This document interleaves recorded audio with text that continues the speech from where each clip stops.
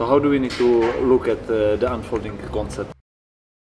So we thought, since it's unfolding, you know, like we don't want to concentrate only about us, because it's unfolding obviously for us to exchange the inspiration and unfold new ideas, but at the same time we should be challenging the guests. Clementina's come back already. I told her the idea and she's come back with a beautiful design for the menu. She's done some really cute stuff, like a little spoon, and then as well, yeah, at the front there's going to be a nice design detail there, dinner and the cocktails.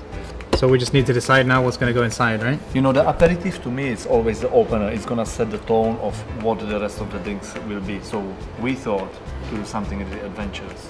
So already at the beginning they have the idea that it's going to be a little bit different, right? Indeed, yeah. Okay. So for the first course, I want to use the salmon from Roux. We had this idea for like a savory bellini, you know? So we were thinking to make a bellini with parsnip and honey. The acidity of the champagne is going to be really nice against the, you know, the fattiness of the salmon. Perfect. And we could put as well some nice caviar with the salmon, because then you get the salty element as well. Maybe parsnip crisp on the top of the glass would be like a nice, almost understated garnish. Where are we going to put the rhubarb in this menu? We have to have a rhubarb. Oh. It's February, right? There has to be the rhubarb from Yorkshire. You know, if you juice the fresh rhubarb and if you just strain off the water, yeah, it's going to be like, how did you get that color? I will keep the scallops quite neutral then. Yeah. I'll do scallops with a really white Jerusalem artichoke puree. Maybe just some bitter leaves and then some aromatic long pepper or something. Spit roast quail, wrap them in lardo, marinade with rosemary. Really stick your quail leg into, flavored really strongly with rosemary, and pickled mushrooms. All the different mushrooms pickled. With the quail, you want something like a vermouth cocktail? For main course, we've got to use baby lamb from the Pyrenees, the milk-fed ones. Right now, absolutely fantastic.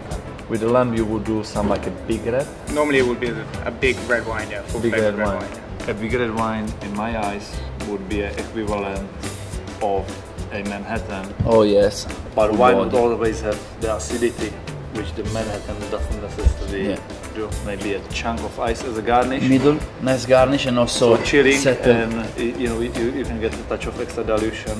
I would do some beautiful honey-baked apples, toasted hazelnuts, some nice bitter leaves, like a barbecuing or an endive or something there. Well, we need to unfold, so Chris use apples. If you do apples, we're gonna do pears. Of course, makes sense. Basically, we length the pear eau de vie with the aromatic wine. Some fresh bergamot, we squeeze the essential oil from the peel from a far distance. Wow, perfect. so nice delicate. jasmine flower, so you have two different notes. No, that's the thing. With the cocktails, it's exactly the same like with the food. There's so much prep which goes behind the scene, which people don't see, and doesn't necessarily look that glamorous. But you know, you want to be looking at the drinks at the table. You don't want to be looking for them in the kitchen or whatever. What we've been thinking with Simone for the dessert, like dessert is the grand finale, you know? You want some kind of service theater there.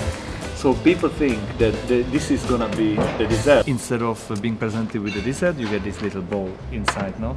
You have two small nuggets, like it looks like a golden nugget, no? Like the Mayan gold or something, no? This is real gold. It looks like chocolate, but it's actually real gold. Indeed. Anyway, so this is about bringing a bit of service theater, you know, a bit of the artesian. You, Simone and myself, we walk into the room with like massive clay jars. So even to confuse even more, for extra surprise, we should dress the table at the beginning, on the middle of the table, with molinillos. So people until the end of the evening, they have no clue what the reason why they've been sitting in front of such a handmade piece of wood all night long. Because it's going to be served warm, so you can actually smell all the agave from the mezcal and tequila. So essentially the cocktail is the dessert, and I'm going to do the garnish on the side. Where normally you would have the cocktail or the wine on the side of the dessert, I'm going to put my donuts on the side, yeah? Very playful. Yeah, it would be nice, a nice way to end. Sounds like a plan to me.